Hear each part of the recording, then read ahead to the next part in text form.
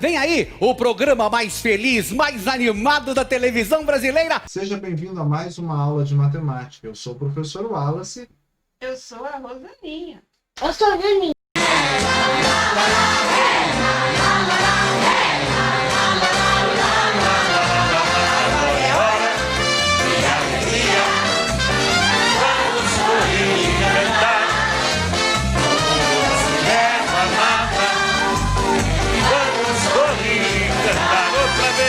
Que apareceu?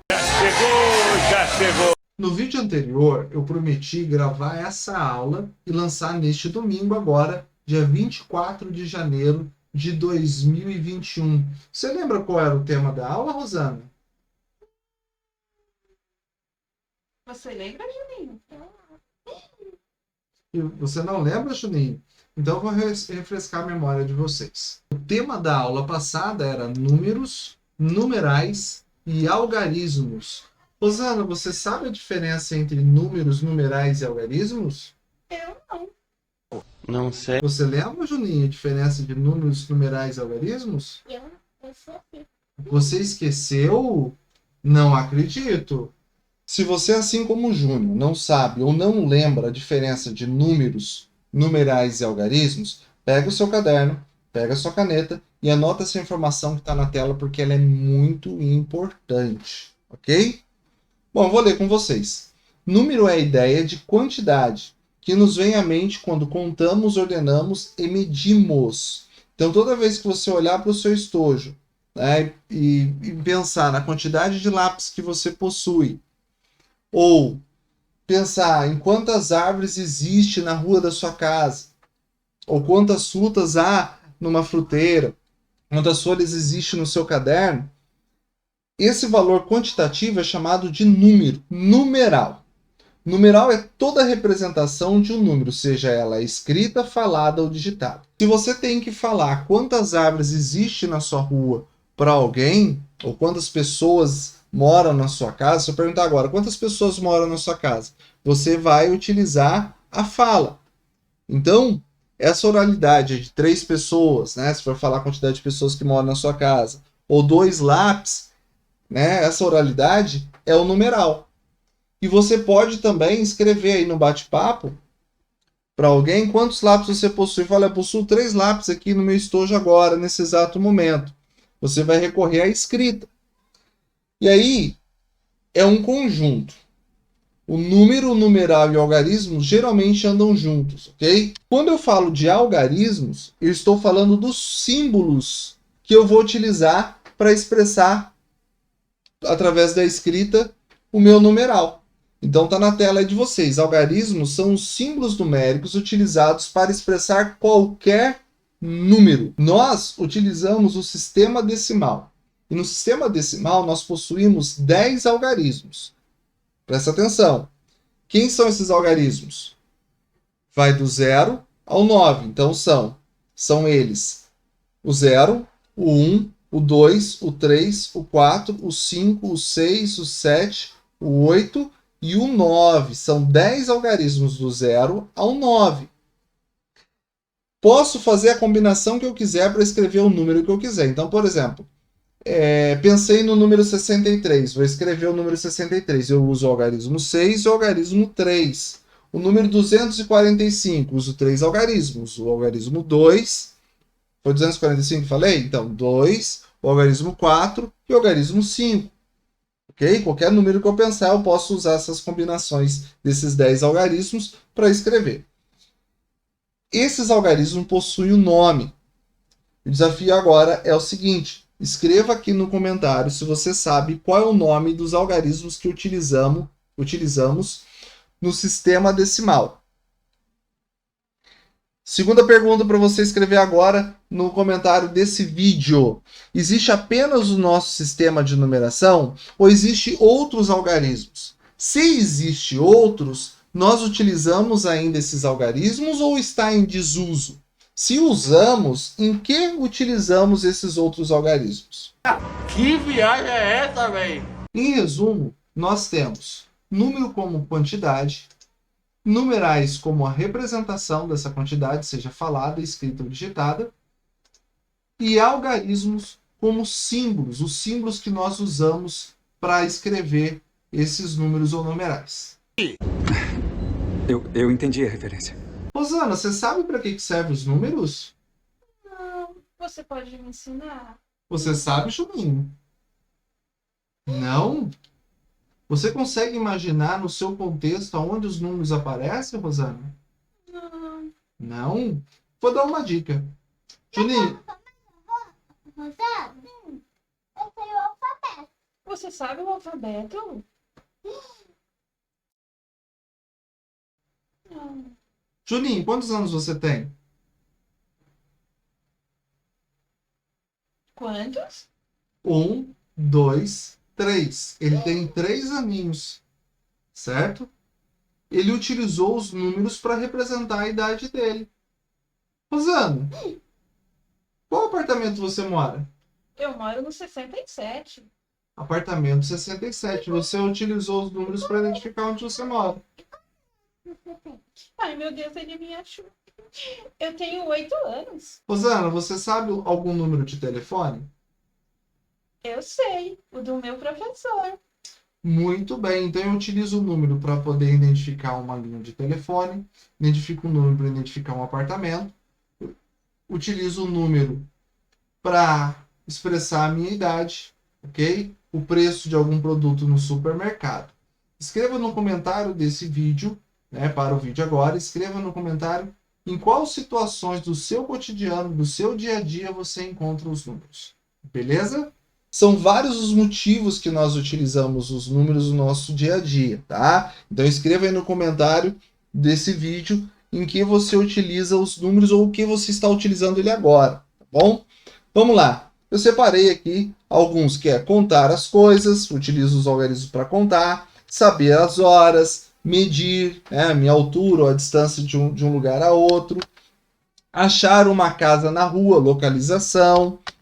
Utilizo para saber o dia, a data, né? Qual é o dia do seu aniversário, por exemplo. Você vai recorrer a infinitos números. Um para representar o dia, um para representar o mês e um número para representar o ano do seu nascimento. Fazer uma lista, não com as suas prioridades, né?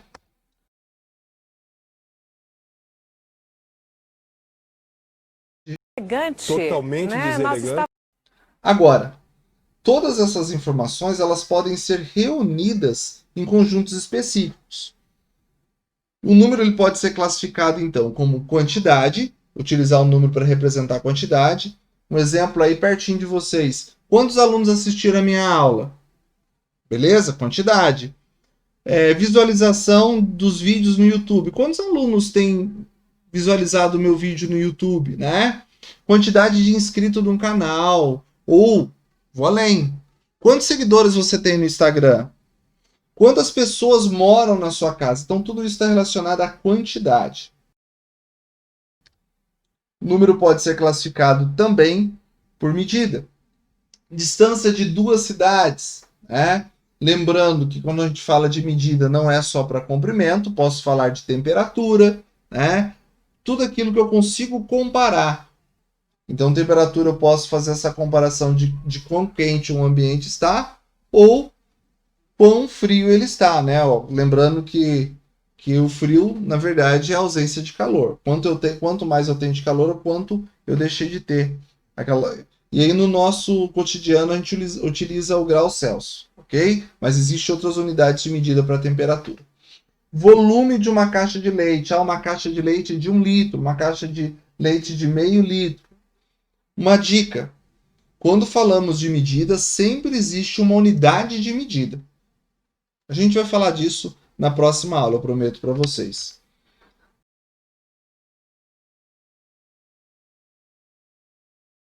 Terceira classificação do número, código.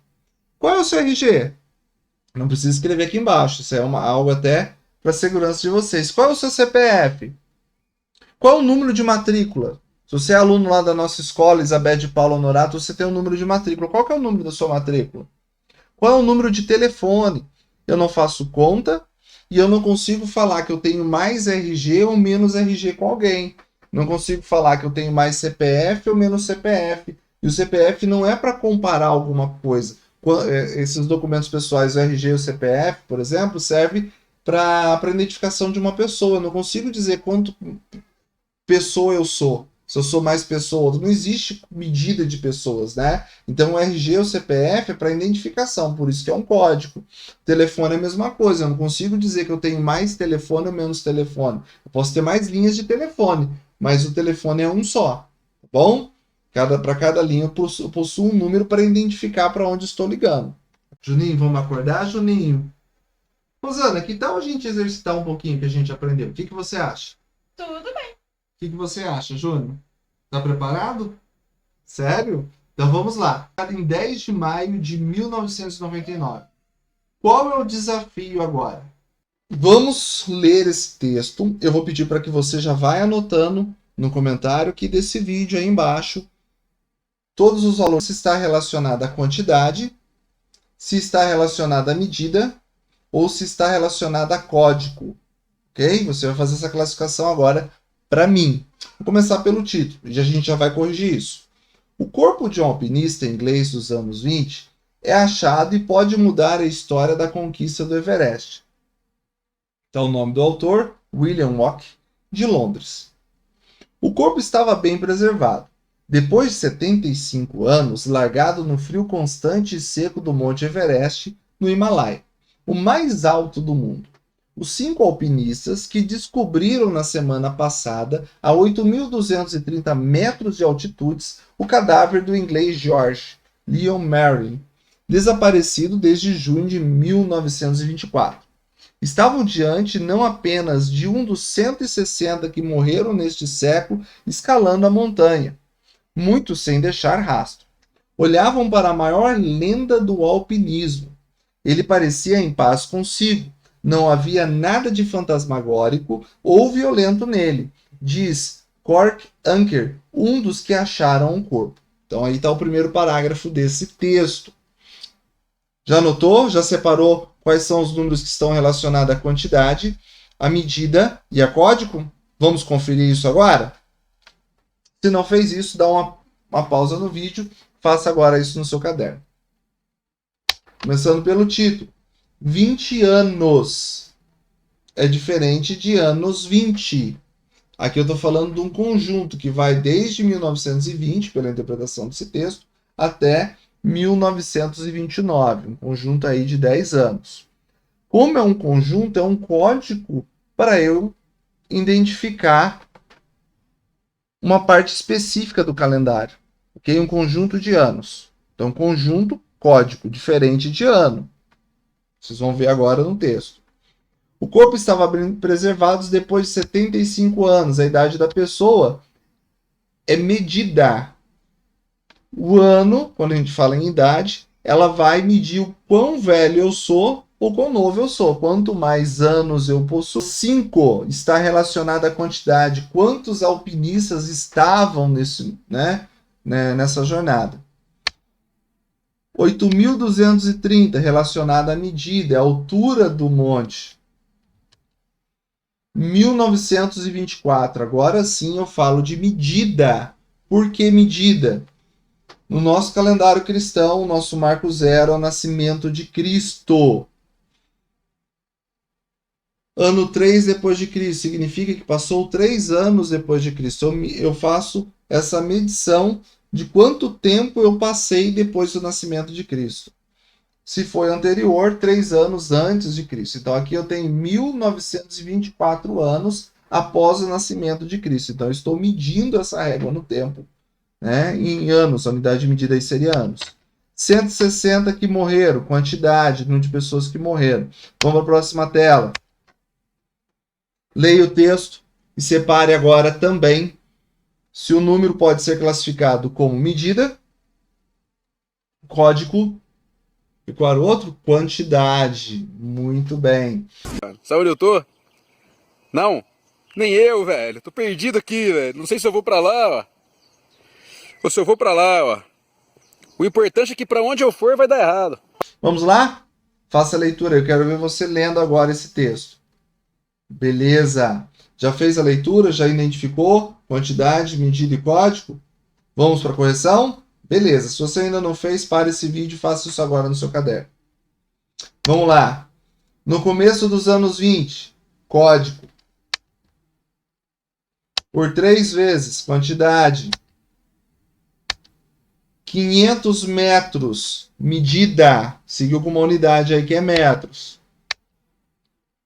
7.000 metros, unidade de novo, então é medida. 200 km por hora, velocidade do vento aí, né, naquele local. Unidade de medida quilômetro por hora, velocidade possui unidade de medida. Então, o número está trabalhando como medida. Ao redor de 40 graus negativos, medida. Juninho, vamos acordar, Juninho? A aula acabou. Se você dormiu, como o Júnior, melhor você acordar, porque ainda tem a tarefa.